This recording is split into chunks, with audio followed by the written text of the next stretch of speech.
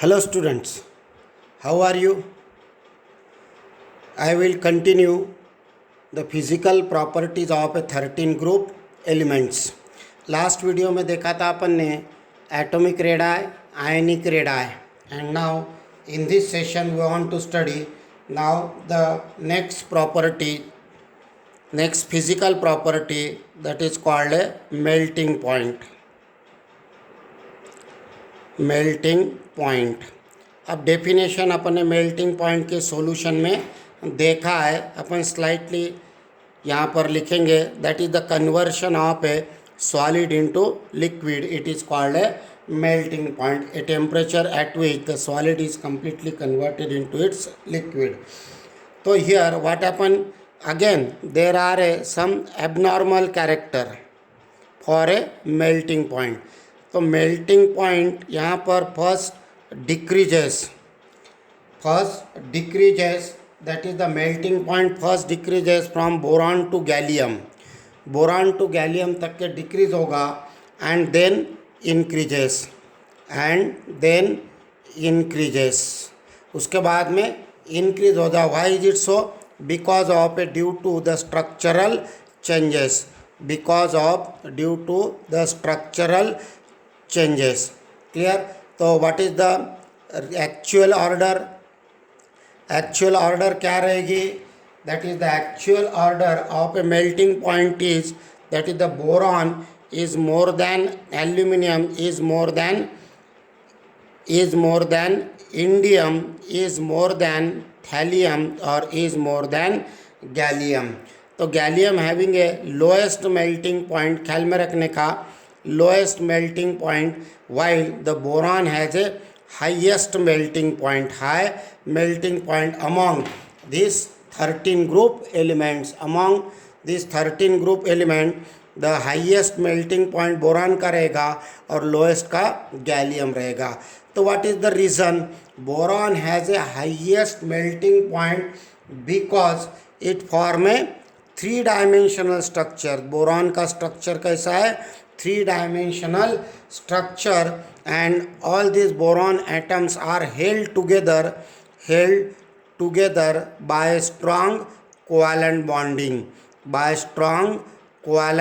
bonding, and due to this the boron has a high melting point. तो ख्याल में रखने का, that is the boron has high melting point because it form a 3-dimensional structure, and in which the boron atoms are held together by strong covalent bonding. Clear?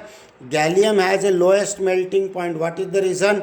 Because it form a dimeric structure, Ga2, gallium 2. तो it form a dimeric structure, और dimeric structure होने के वजह से there are a weak bonding, and thus it has a lowest melting point. Clear? तो ये हो गया अबाउट द मेल्टिंग पॉइंट. ख्याल में रखने का, again boron has a highest melting point और gallium has a lowest melting point. Fourth property boiling point. तो boiling point, that is the definition अपन ने उधर देखा ही है सॉल्यूशन में. अब यहाँ पर डायरेक्ट अपन सीधा लिखेंगे. That is the conversion of a liquid into gaseous state. That is called a, this temperature is called A boiling point. तो यहाँ पर बॉइलिंग पॉइंट में कोई वेरिएशन नहीं है. तो boiling point that is the continuously decreases. The boiling point continuously decreases from top to bottom. So what is the order? That is the actual order. We expected or actual same. Boron is more than aluminum is more than gallium. उसके बाद में indium और Tl. तो इसमें कोई विशेष difference नहीं है. Boiling point सिर्फ इतना ही याद रखने का, from top to bottom boiling point decreases. Clear? Now next property, that is called a density. So density, here what happen? That is the density increases because the atomic size increases.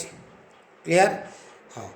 उसके बाद में मास increase है, सो density increases. So here density increases from top to bottom.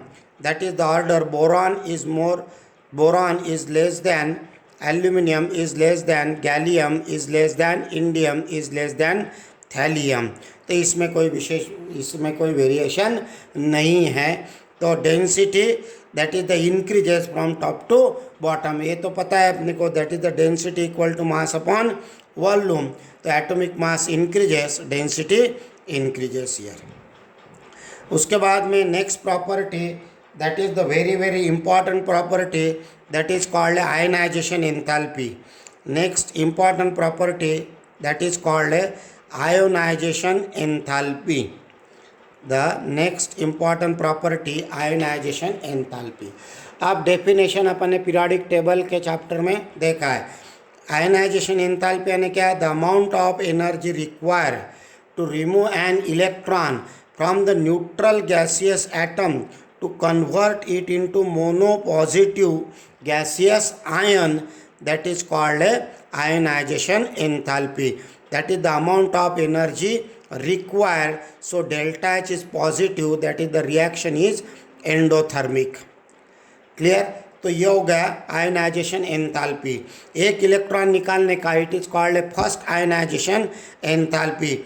Again there is a removal of one more electron from the monopositive gaseous monopositive ion to convert it into dipositive ion. Removal of electron, the conversion of here monopositive gaseous ion into dipositive gaseous ion with removal of electron, it is called a second ionization enthalpy. It is also positive. Again removal of one more electron from the dipositive ion to convert into tripositive ion. Both are in a gaseous state.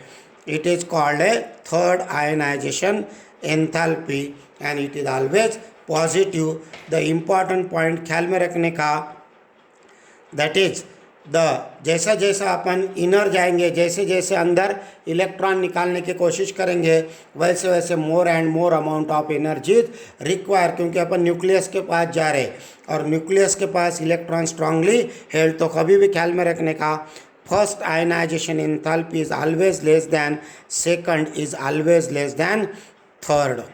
Clear? तो पहली ionization energy कम लगेंगे, उसके बाद में ज़्यादा, उसके बाद में ज़्यादा. तो अब यहाँ पर देखेंगे अपन, तो क्या आना चाहिए फिर हियर आयनाइजेशन एनर्जी. तो ionisation energy what is the order कैसे आना चाहिए? Expected order. तो हियर एक्सपेक्टेड ऑर्डर कैसे आना चाहिए? बोरॉन, क्योंकि एटॉमिक साइज कम है इसकी, तो यहाँ पर एनर्जी ज़्यादा लगेंगे. Boron is less than, aluminium is less than, that is here gallium is less than, indium is less than, thallium ये आना चाहिए, but it is incorrect. The actual order is, the actual या फिर real या फिर practical order is that boron is more than Tl, thallium is more than, gallium is more than, aluminum is more than indium. अब ये very very important ये चीज़ याद रखने का. Here there is a variation in the ionization enthalpy. अब ionisation enthalpy पर the number of factors which are responsible, तो अपन ने पीरियोडिक टेबल में देखा है, फिर भी शॉर्ट में यहाँ अपन देखेंगे. तो पहला factor that is called atomic size. तो एटॉमिक साइज इंक्रीजेस, अगर एटॉमिक साइज इंक्रीज होता है तो outermost electron goes away from the nucleus, और attraction decreases, less amount of ionization enthalpy required to remove an outermost electron decreases. दूसरा रहेगा that is called nuclear charge. As the atomic number increases, number of protons increases, nuclear charge increases.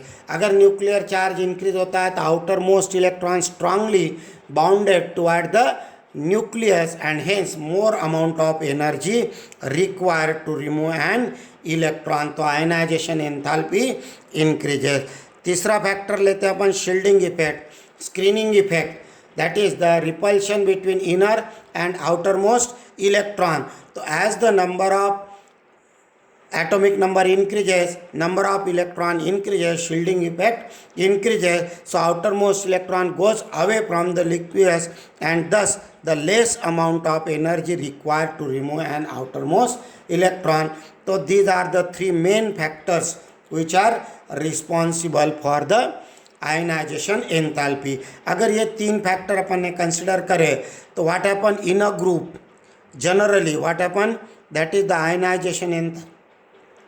Ionization enthalpy क्या होता है, decrease, और in a period what happen, ionization enthalpy increases. तो इसीलिए expected order क्या आना चाहिए, डिक्रीजेस, लेकिन ऐसा नहीं होता है.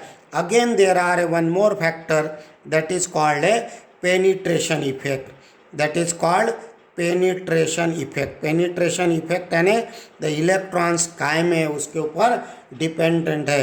तो पेनिट्रेशन इसे यस ब्लॉक में ज़्यादा, यस ऑर्बिटल में ज़्यादा रहेगा, p orbital, d orbital, then f orbital, because the s orbital is nearer to nucleus. तो यस ऑर्बिटल में का अगर इलेक्ट्रॉन निकालना है तो more amount of energy is required than that of the p, d and f. Clear. तो अपन ने देखा कि अब ये यहाँ पर बोरॉन के बाद में है थैलियम, थैलियम के बाद में गैलियम, गैलियम के बाद में एल्यूमिनियम और बाद में indium. Why is it so, because अब थैलियम का इलेक्ट्रॉनिक कॉन्फ़िगरेशन अगर अपन ने देखे तो इसके पहले अपन ने इलेक्ट्रॉनिक कॉन्फ़िगरेशन लिखा है. तो from the electronic configuration it is seen that, मैं बता रहा हूँ पिछले वीडियो में का, तो थैलियम में क्या है 4f14 और 5d इलेक्ट्रॉन्स. क्लियर. तो यहाँ पर 4f में भी इलेक्ट्रॉन है और 5d में भी इलेक्ट्रॉन है. उसके वजह से what happen, they exert, it exert the very poor shielding effect, very poor shielding effect. Shielding effect इनका क्या रहेगा, बहुत ही कम रहेगा शील्डिंग इफेक्ट. और अपन ने देखा है that is the effective nuclear charge is equal to nuclear charge minus shielding effect. Shielding effect बहुत कम होने के वजह से effective nuclear charge increases and outermost electron pulls toward the nucleus and thus more amount of energy is required to remove an electron in a thallium than that of the other element. समझ में आ गया. Very simple electronic configuration से अपन explain कर सकते हैं. In thallium there is a presence of electron in a 4f and 5d orbitals. These orbitals are very much diffuse और diffuse होने की वजह से they exert a very poor shielding effect. और शील्डिंग इफेक्ट या फिर यहाँ पर लिखा था अपन ने सिग्मा कांस्टेंट, शील्डिंग कांस्टेंट, इसकी वैल्यू कम होने की वजह से इफेक्टिव न्यूक्लियर चार्ज क्या हो रहा, इंक्रीज हो रहा. So outermost electron pulls toward the nucleus, so more and more amount of energy required to remove an electron. समझ में आ गया. तो उसके बाद में फिर गैलियम की क्यों ज़्यादा है, गैलियम की यहाँ पर क्या आना चाहिए, एल्यूमिनियम से कम आना चाहिए. गैलियम के लिए भी अपन फ्रॉम इलेक्ट्रॉनिक कॉन्फ़िगरेशन से अगर देखें तो पिछली शीट आपको बता रहा हूँ मैं, तो इंडियम यहाँ पर गैलियम में क्या है 3d इलेक्ट्रॉन्स है, गैलियम में 3d इलेक्ट्रॉन्स है. तो यहाँ पर electrons present in a 3d subshell. 3d subshell होने की वजह से d subshell is very much diffuse और they exert a poor shielding effect. यहाँ पर शील्डिंग इफेक्ट क्या हो जाएगा, कम हो जाएगा. क्लियर. यहाँ पर बहुत कम हो जाएगा, यहाँ पर उससे थोड़ा कम हो जाएगा. Clear. So what happen here, effective nuclear charge increases. तो इफेक्टिव न्यूक्लियर चार्ज क्या हो जाएगा, इंक्रीज हो जाएगा बाय यूजिंग दिस इक्वेशन. ये इक्वेशन के हिसाब से effective nuclear charge increases and thus outermost electron pulls toward the nucleus. ये जो लास्ट वाला इलेक्ट्रॉन है ये न्यूक्लियस के तरफ अट्रैक्ट हो जाएगा क्योंकि यहाँ रिपल्शन कम हो रहा है और उसके वजह से more amount of energy required to remove an outermost electron. Clear. तो ये दो रीज़न याद रखने का, थैलियम और गैलियम के लिए आयनाइजेशन एंथैल्पी एल्यूमिनियम और इंडियम से ज़्यादा रहेगा। तो what is the reason? Thallium में electrons present in a 4f and 5d. These 4f and 5d orbitals are very much diffuse, so they exert a very poor shielding effect, and hence effective nuclear charge increases. So outermost electrons strongly pull toward the nucleus, so more and more amount of energy required, so ionization enthalpy increases. Clear? यहाँ पर gallium के लिए सिर्फ 3d में electron है, तो यहाँ एक ही 3d सबशेल होने की वजह से it exert a poor shielding effect, so effective nuclear charge increases, outermost electron pulls toward the nucleus and thus the ionization enthalpy increases. Clear? तो ये हो गया ऑर्डर। तो this is the very very important order. इसके ऊपर question आ सकता है CET या फिर नीट में।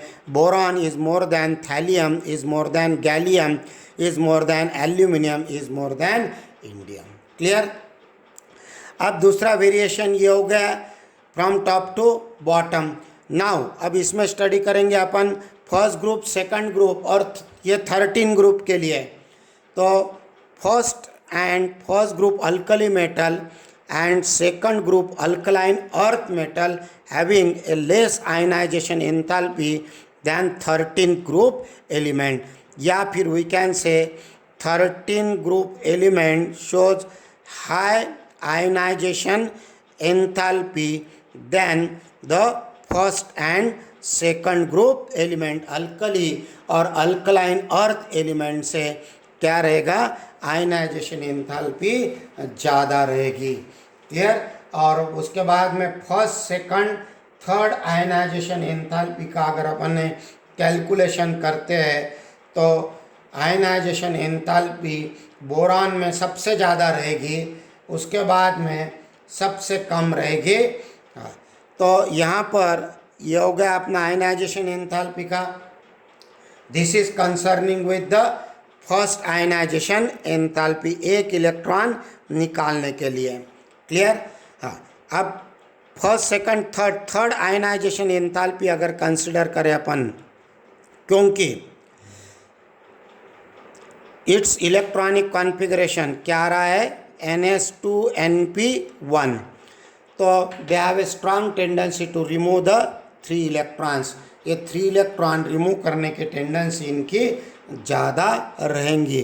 तो यहाँ पर the ionization enthalpy, third ionization enthalpy देखेंगे तो बोरान की सबसे ज़्यादा रहेगी, बोरान की सबसे ज़्यादा रहेगी, उसके बाद में गैलियम की, then next one is that is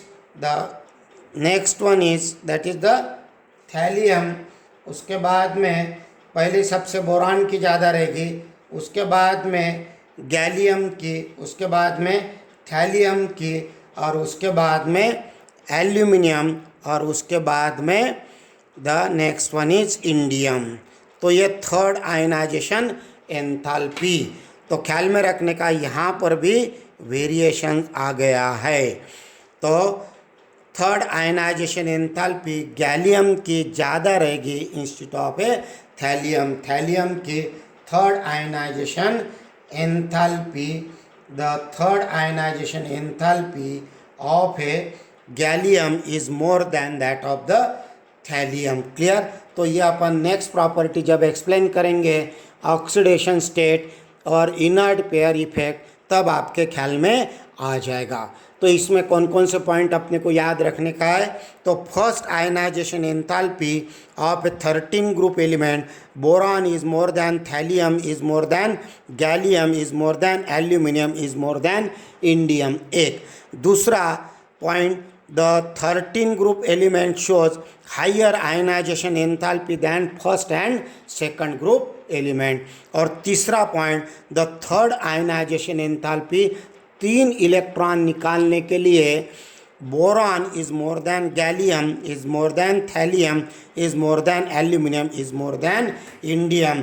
तो यहाँ पर भी थर्ड आयनाइजेशन एंथैल्पी के लिए क्या आ जाएगा, वेरिएशन आ जाएगा। क्लियर। तो ये हो गया about the melting point, boiling point, density and ionisation enthalpy. तो नेक्स्ट वीडियो में अपन देखेंगे that is the next property, that is electronegativity, electropositive nature, oxidation potential, oxidation state and inert pair effect. Clear, समझ में आ गया। Clear. अगर कुछ difficulty रही तो आस्क मी।